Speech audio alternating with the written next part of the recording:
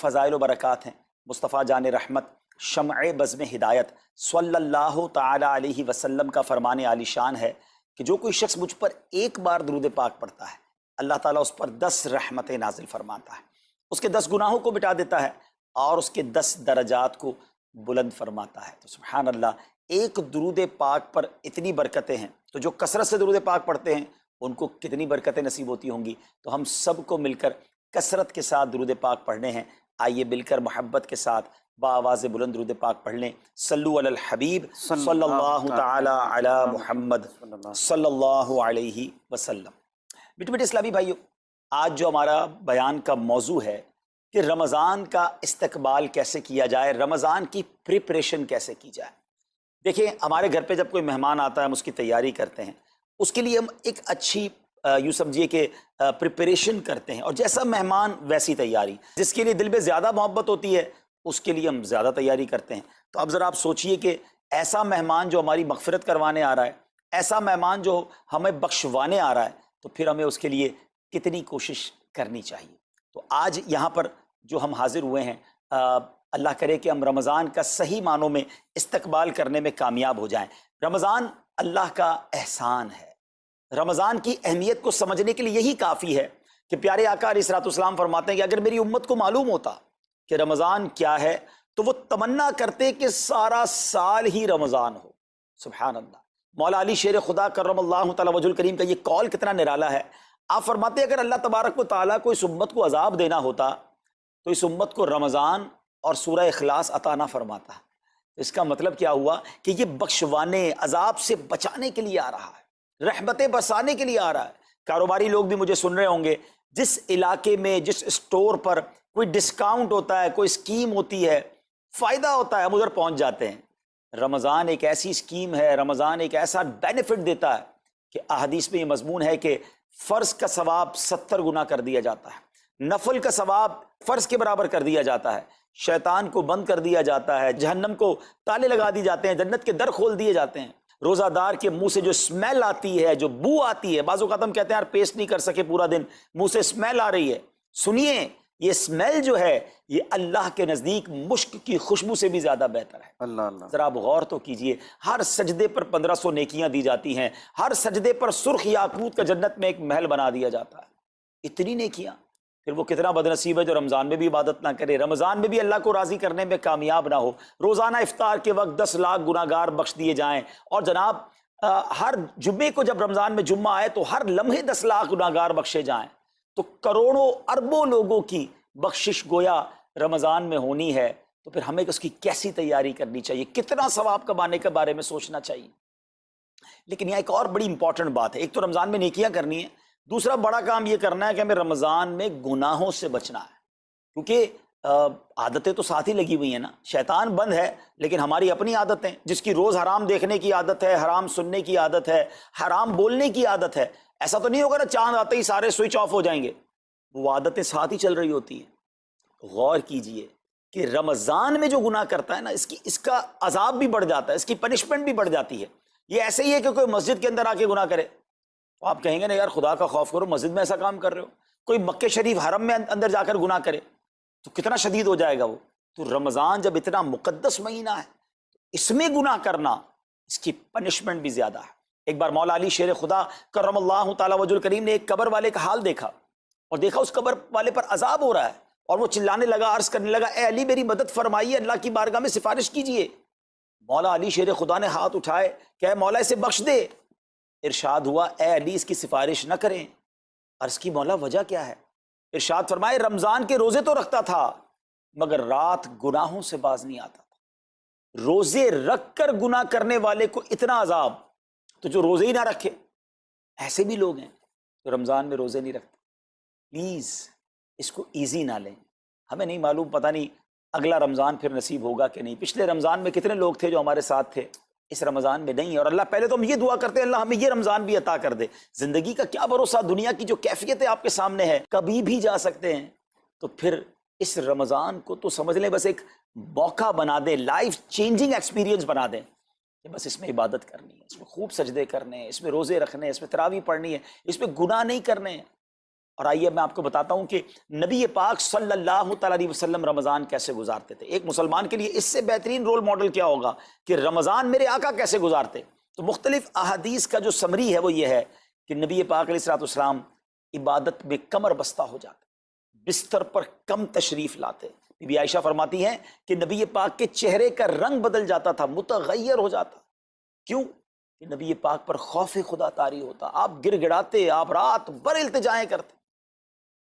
میرے آقا رو رو کر دعاؤں میں رمضان گزارے, چہرے کا رنگ بدل جائے. اور یہاں کچھ لوگ تو وہ ہیں کہ جن کا وزن ہی بڑھ جاتا ہے رمضان میں.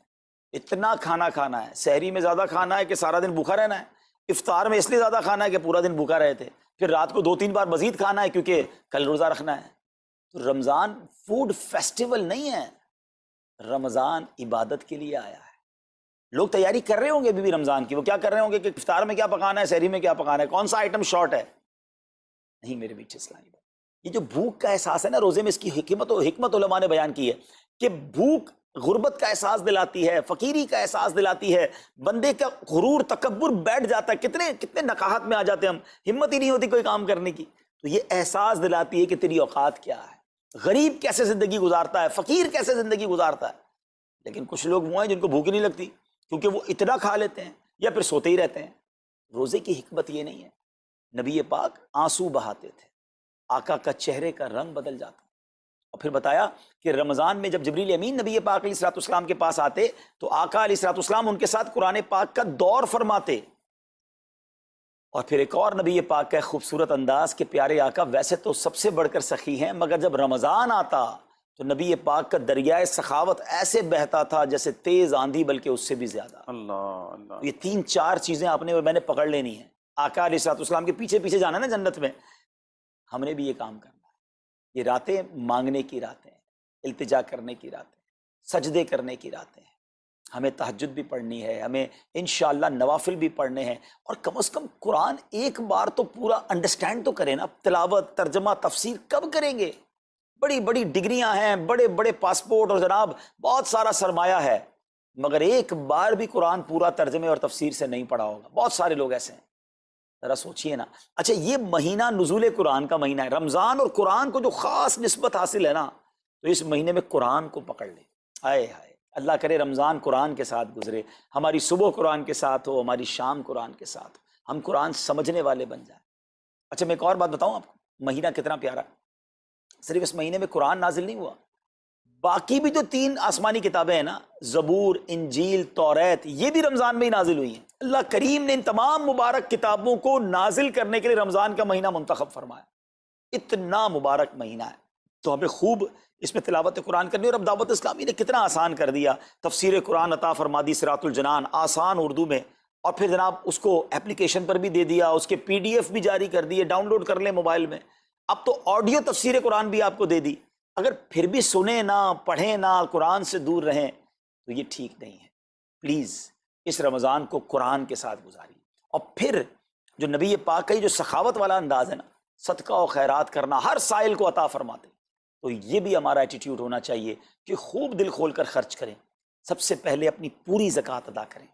یہ اتنی بڑی اب بدقسمتی ہوتی جا رہی ہے, ایسا فیل ہوتا ہے دنیا بھر کے تاجران اور لوگوں سے جب ہم ملتے ہیں کہ جس طرح رمضان کے علاوہ بہت تھوڑی تعداد میں مسلمان نماز پڑھتے ہیں نا 5 ٹائم, ایسا لگتا ہے اب زکوٰۃ بھی بہت کم لوگ ہی دیتے ہیں, پوری زکوٰۃ نہیں دیتے, اندازے سے نکال دی, کیلکولیشن کرتے نہیں ہیں. اور یہ بھی فیلنگز آتی ہیں کہ زکوٰۃ جتنی بڑھتی جاتی ہے نا, ہزاروں میں جس کی زکوٰۃ ہے وہ دے دیتا ہے, لاکھوں والا بھی شاید دے دیتا ہے, لیکن جب زکوٰۃ ہی کروڑوں میں پہنچ جاتی ہے نا, تو پھر یہ دل پر بھار پڑنا لگ جاتا ہے, ڈیفیکلٹ لگنا شروع ہو جاتی ہے. بندہ یہ کیوں نہیں سوچتا کہ اگر اللہ پاک نے مجھ پر لاکھوں میں زکوٰۃ ہے, تو اللہ نے کروڑوں دیے ہیں تو لاکھوں میں زکوٰۃ ہے نا.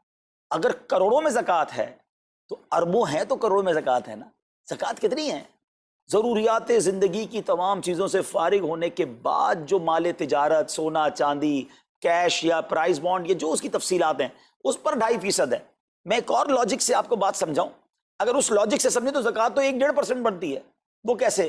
ہم سب کے گھر نکل گئے, اس پہ زکوٰۃ نہیں ہے. ہماری گاڑیاں نکل گئیں, اس پہ زکوٰۃ نہیں ہے. جن کی فیکٹریاں ہیں وہ فیکٹریاں بھی مائنس کر دی گئیں, جن کی دکانیں ہیں وہ دکانیں بھی مائنس ہو گئیں. اچھا جناب, اس کے علاوہ اگر کرائے پہ کچھ پراپرٹی دی ہوئی ہے اس پر زکوٰۃ نہیں ہے. اگر ان سب پر زکوٰۃ ہوتی، یعنی جو کچھ میرے پاس ہے ان سب پر ہوتی تو کتنی زیادہ ہو جاتی، اور اتنی ساری چیزیں نکل گئیں تو پھر تو اگر ٹوٹل پر لگائیں تو یہ 1.5% ہی بنتا ہے. تو اب جب سب کچھ نکالنے کے بعد تھوڑے سے مال پر 2.5% ہے اور بھی سال میں ایک بار ہے، تو اس کو بھاری نہ سمجھیں. یہ بربادی ہے جو زکوٰۃ نہیں دیتے. یاد رکھیے گا حدیث پاک کا مضمون ہے کہ یہ مال کا میل ہے، جس مال سے مل جائے اس مال کو بھی برباد کر دیتا ہے. بربادیاں آتی ہیں، بے سکونیاں آتی ہیں، بیماریاں آتی ہیں، اور آگے جو دے دیتا ہے سبحان اللہ، اس کے بارے میں حدیث پاک میں آتا ہے کہ اپنی زکوٰۃ دے کر اپنے مالوں کو مضبوط قلعوں میں قید کر لو، اپنے مال کو سیکیور کریں. لوگ کہتے ہیں انشورنس ہونی چاہیے، آگ نہ لگ جائے، چوری نہ ہو جائے، ڈوب نہ جائے. اللہ کے حبیب علیہ الصلوۃ والسلام فرماتے ہیں، جس کا مضمون ہے کہ جب بندہ اللہ کی راہ میں خرچ کرتا ہے نا تو وہ صدقہ بندے کے ہاتھ سے نکل کر اللہ کے دستے قدرت میں چلا جاتا ہے، اور اللہ کریم تمہارے صدقوں کو پالتا ہے جس طرح تم اپنے جانور کے بچوں کو پالتے ہو. بچہ ہوتا ہے نا جانور کا، بڑا ہو جاتا ہے. فرمایا بندہ کھجور کا صدقہ دے گا اللہ پہاڑ جتنا عطا فرمائے گا، اس دن بھی ملے گا اور ملٹیپلائی ہو کر ملے گا. اچھا جو ادھر خرچ کیا ادھر کیا ملے گا؟ ادھر بھی نبی پاک علیہ الصلوۃ والسلام فرماتے ہیں، جس کا مضمون ہے میں قسم کھا کر کہتا ہوں، یعنی نبی پاک تو جو فرمائے حق ہے. اس حدیث میں تو آقا علیہ الصلوۃ والسلام قسم اٹھا رہے ہیں کہ میں قسم کھا کر کہتا ہوں کہ اللہ کی راہ میں خرچ کرنے سے مال کم نہیں ہوتا. نہ ادھر کم ہونا ہے اور ادھر بھی ملنا ہے، تو پھر تو سودا اب کتنا نفع والا ہے. اور یہ آپ چیک کر لیں پوری دنیا میں جہاں مجھے سنا جا رہا ہے کہ جو لوگ پوری زکوٰۃ دیتے ہیں نا ان کا مال ملٹیپلائی ہوتا ہے، اگلے سال زیادہ زکوٰۃ دے رہے ہوتے ہیں. زیادہ زکوٰۃ کیسے ہو گئی؟ کیونکہ مال بھی بڑھ گیا. تو ادھر بھی بینیفٹ ہے ادھر بھی بینیفٹ ہے، نقصان کا سودا ہی نہیں ہے. پھر چاہتے ہو بلاؤں سے بچ جائیں تو روایتوں کا مضمون ہے کہ صدقہ بلا اور بندے کے بیچ میں آ جاتا ہے. بلا اترتی ہے صدقہ روک لیتا ہے، لڑائی کرتا ہے اس سے، اور بندے پر بلائیں اور پرابلمز اور ڈیفیکلٹیز آنے سے اسے روکتا ہے. تو اگر چاہتے ہیں کہ برائیوں کے دروازے بند رہیں، چاہتے ہیں کہ بری موت سے بچیں، چاہتے ہیں کہ رزق میں اضافہ ہو، چاہتے ہیں کہ بلاؤں سے بچیں، ادھر بھی مال میں اضافہ ہو ادھر بھی خزانے ملیں، تو اللہ کی راہ میں دل کھول کر خرچ کریں. اور یہ مہینہ it's the right month for generosity, یہ بہترین مہینہ ہے سخاوت کرنے کا، کیونکہ نبی پاک کا یہ انداز تھا کہ رمضان میں خوب سخاوت فرماتے. تو غریبوں کی مدد کریں، ایسی مدد کریں کہ چہروں پہ مسکراہٹیں آ جائیں، لوگوں کے دسترخوان اچھے ہو جائیں، ان کے گھروں میں بھی کچھ اچھے کھانے پہنچ جائیں. اور اس میں سب سے بہترین طریقہ یہ ہے کہ اپنے غریب رشتہ داروں کو آپ مدد کریں. اگر وہ مستحق ہے نا زکوٰۃ کے تو حق ہے کہ سب سے پہلے اپنے غریب رشتہ داروں کو دیں. پھر زکوٰۃ بچ جائے تو عاشقان رسول کی عظیم الشان بڑی تحریک دعوت اسلامی آپ کے سامنے ہے، جو دین متین کی خدمت کر رہی ہے. جامعۃ المدینہ ہیں، مدرسے ہیں، بچے اور بچیاں عالم بن رہے ہیں، عالمہ بن رہے ہیں، حافظ بن رہے ہیں، ناظرہ قرآن، اور ان سے کوئی فیس بھی نہیں لی جا رہی. ہزاروں بچے فری آف کاسٹ ہمارے پاس ایکوموڈیشن رکھے ہوئے ہیں جن کو کھانا پینا رہنا دعوت اسلامی نے دینا ہے.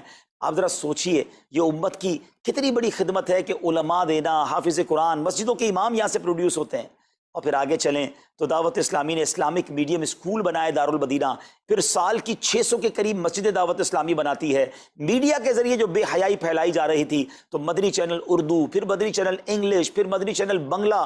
اب بچے مذہبی پروگرام اتنا غور سے نہیں دیکھتے تھے، وہ اپنے بچوں کے آئٹمز دیکھنا چاہتے تھے، تو گناہوں بھرے کارٹونز اور پروگرام سے اور پوئمز سے چھڑانے کے لیے Islamic poems, Islamic cartoons, Islamic بچوں کے پروگرام، تاکہ بچے بھی جو ہے وہ الحمدللہ بچے رہیں. اور اب اس کی کیا زبردست پاپولیرٹی ہے کہ آپ کڈز مدنی چینل کے یوٹیوب چینل پہ جائیں، ہمارا ایک ایک کلپ 10 ملین 12 ملینز میں دیکھا جا رہا ہے. تو کون دیکھ رہا ہے؟ وہ بچے جو گناہوں بھرے کارٹونز دیکھتے تھے اب الحمدللہ اللہ رسول کی باتیں وہاں سن رہے ہیں. پھر آگے چلیں تو دعوت اسلامی جناب یہ دینی کاموں کے ساتھ ساتھ جو ویلفیئر کے کام کر رہی ہے، غریب مسلمانوں کی امداد کا کام، زلزلے اور سیلاب زدگان کی ریسکیو کرنے کا کام، گونگے بہرے نابینا اور معذور افراد کی ریہیبلیٹیشن کا کام، تھیلیسیمیا کے مریضوں کو خون دینے کا کام، 26 لاکھ مسلمانوں کو دنیا بھر میں راشن، کھانا، پانی صرف اس ایک سال میں دعوت اسلامی نے پہنچایا. تو یہ کمال کی آرگنائزیشن ہے. دیکھیں آپ دنیا کی بہت ساری این جی اوز کو جانتے ہوں گے، کوئی مدرسے چلاتا ہے تو مدرسے ہی چلاتا ہے، کوئی مسجد بناتا ہے تو مسجد ہی بناتا ہے، کوئی کھانا کھلاتا ہے تو کھانا ہی کھلاتا ہے،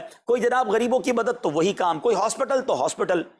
دعوت اسلامی ان ون امبریلا اتنے ساری ڈائیورسٹی کے ساتھ جو دین کی خدمت کر رہی ہے، دنیا میں اس کی مثال نہیں ملتی ہے. لاکھوں لوگوں کو دین بھی سکھایا جا رہا ہے، غیر مسلموں کو مسلمان بھی بنایا جا رہا ہے، بے عملوں کو باعمل بنایا جا رہا ہے، بے پردہ خواتین کو با پردہ بنایا جا رہا ہے، بے نمازیوں کو نمازی بنایا جا رہا ہے، ماں باپ کے نافرمان فرما بردار ہو رہے ہیں، شراب اور نشے کے عادی چھوڑ کر نمازی بن رہے ہیں، تو جہاں مریض ہیں ان کو خون بھی دیا جا رہا ہے، گھر میں بیٹھ کر میڈیا کے ذریعے اور سوشل میڈیا کے ذریعے لوگوں تک دین پہنچایا جا رہا ہے۔ تو یہ کمال کی ڈائیورسٹی ہے۔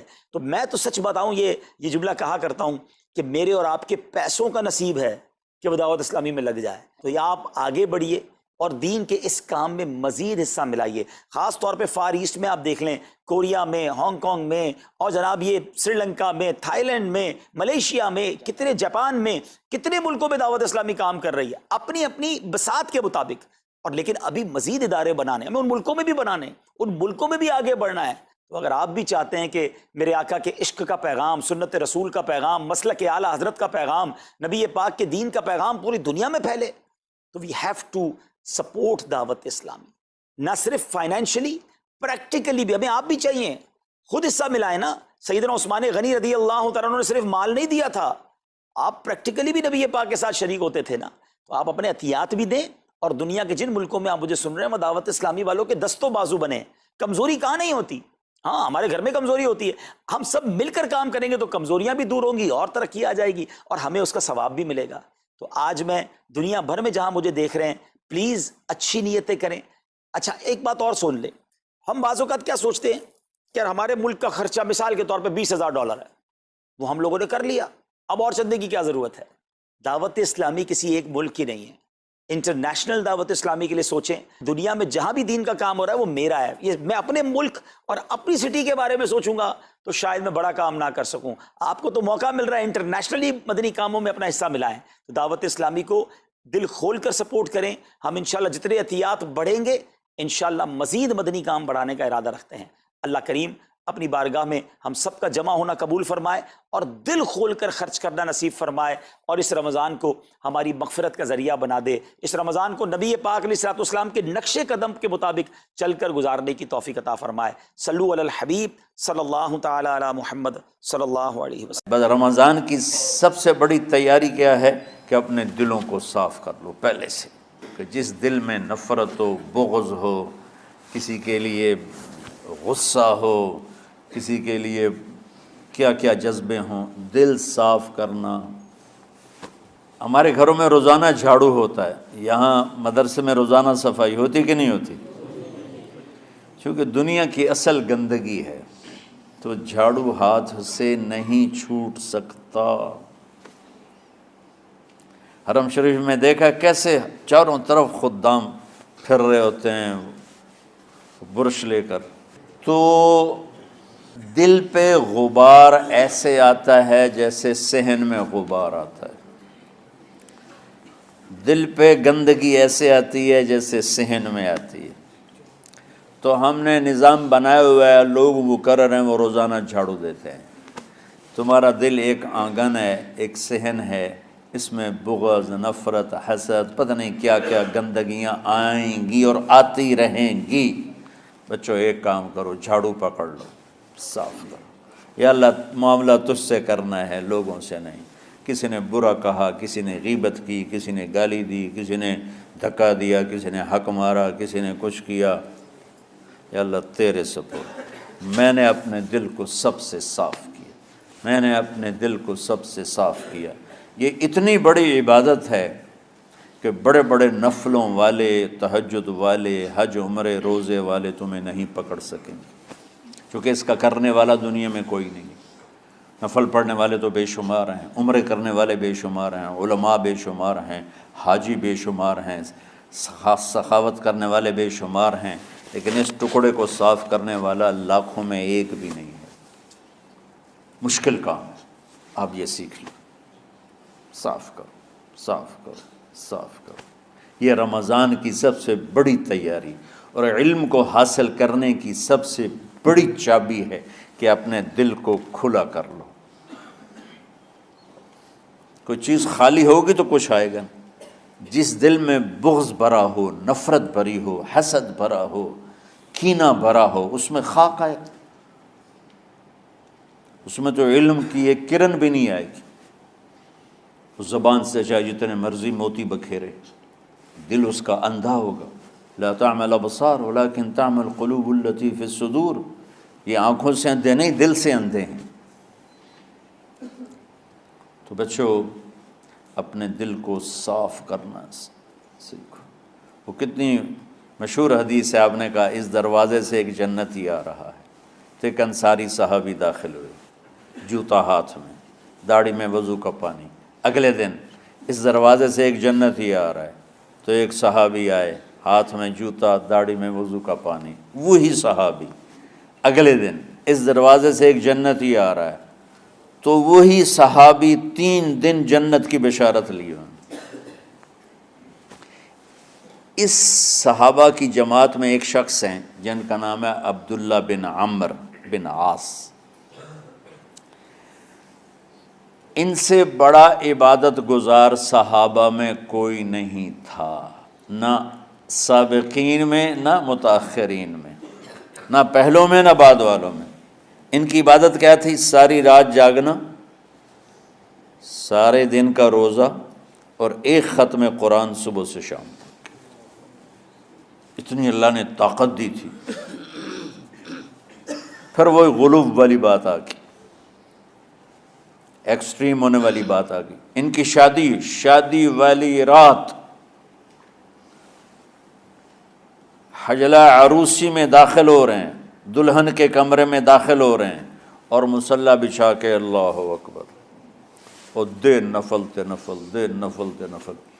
تو ان کی بیگم نے دیکھا تو وہ بھی خیر کا زمانہ تھا، انہوں نے بھی وضو کیا اور پیچھے مصلی بچھا کے وہ بھی فجر تک نفل پڑھتے رہے.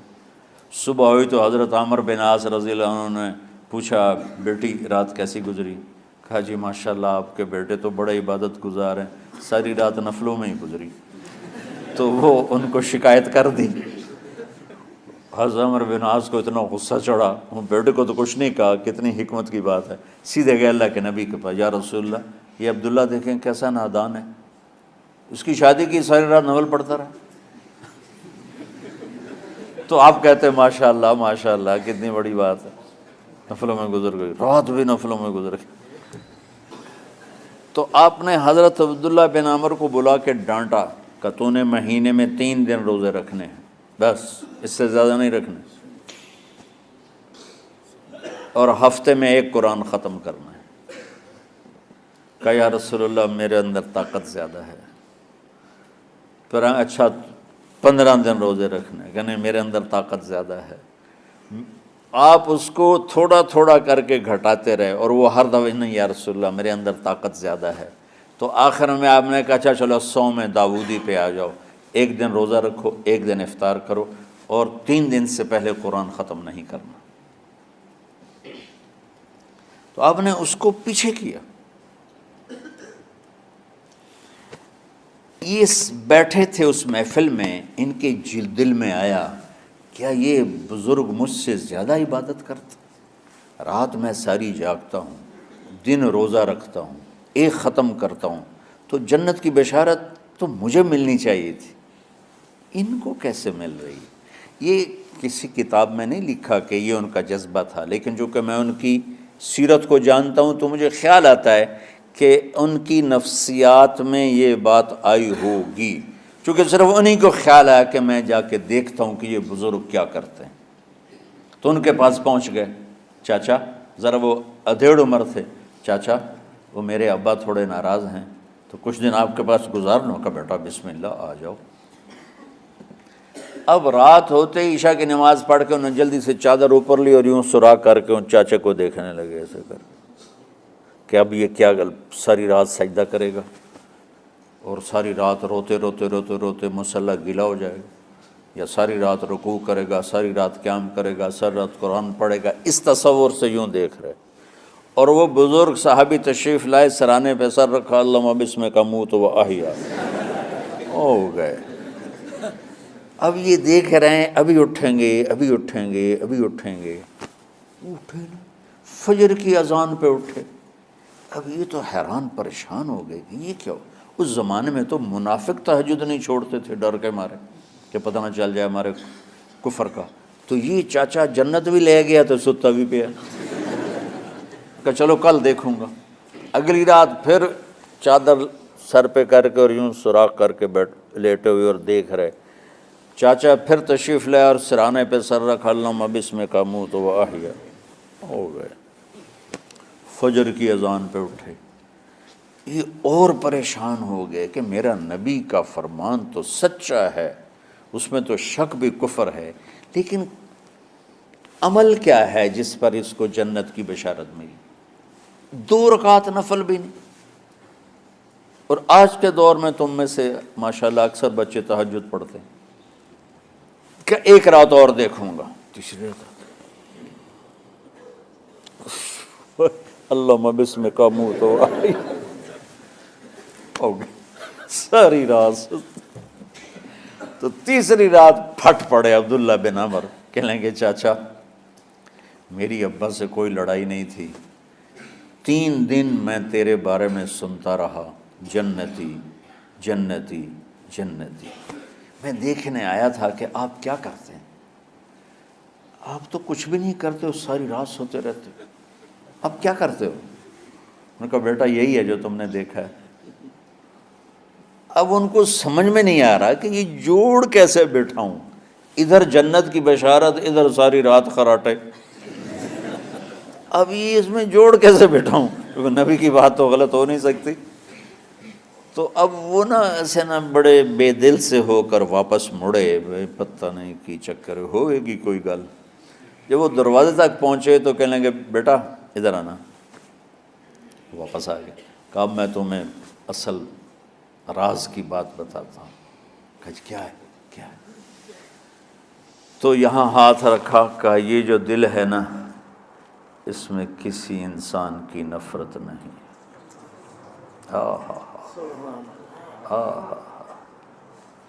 اور جب اللہ کسی کو رزق دیتا ہے، عزت دیتا ہے، مجھے کبھی حسد نہیں ہوا، مجھے خوشی ہوتی. تو عبداللہ بن عمر نے کہنا تھا ہاں یہ بات ہے، نہیں، انہوں نے کہا ہاذا ہوا، اچھل کے کہنے لگے ہاذا ہوا، ہاں ہاں ہاں ہاں یہی ہے یہی ہے یہی ہے. پھر کہنے کہ چاچا پر یہ میرے بس کا نہیں ہے، کون کرے گا یہ؟ اتنے بڑے آدمی ہو کر کہہ رہے ہیں کہ یہ میرے بس کا نہیں. تو بچوں، دنیا میں جنتی بننا ہے اور علم اللہ سے لینا ہے تو اسے صاف کر دو سب کی نفرت سے. سب، اس نے مجھے یہ کیوں کہا، اس نے مجھے یوں کیوں دیکھا، اس نے میرے بارے میں یوں کیوں کہا، اس نے میرے بارے میں یہ کیوں لکھا. جس کی تعریف ہوتی میری کتنی برائی ہوتی. صرف تعریف تو نہیں ہوتی، بھرا پڑا سوشل میڈیا مجھے گالیاں دیں. اللہ کے فضل سے میرے دل میں ایک ذرے کے برابر کبھی کوئی منفی جذبہ نہیں آیا. آئے تو میں دھو کے صاف کر دیتا ہوں. یا اللہ میں نے اپنے دل کو صاف کیا، میرا معاملہ تیرے ساتھ ہے، کسی کے ساتھ نہیں. یہی آپ رمضان کی سب سے بڑی تیاری، علم کے حاصل کرنے کا سب سے بڑا ہتھیار آپ کو یہ نہیں ہے کہ تمہیں کتابیں یاد ہو جائیں، تمہیں اشعار یاد ہو جائیں. تو ساری امت سے کہتا ہوں رمضان کا استقبال کرو دلوں کو صاف کر کے، نفرتوں کو مٹا کے. مذہبی نفرت، دنیاوی نفرت، رشتوں کی نفرت، بول چال کی نفرت، سیاست کی نفرت، لین دین کی نفرت، ان سب سے اپنے دل کو صاف کرو تاکہ رمضان میں اللہ نے علم اتارا، اللہ تعالیٰ آپ کو علم عطا فرمائے. اور باقی لوگ جو عام دنیا میں زندگی گزار رہے ہیں ان کے دلوں میں اللہ رمضان کا نور اتارے اور اپنے اور ہدایت کا نور اتارے. یہ سب سے بڑی تیاری ہے اس کی.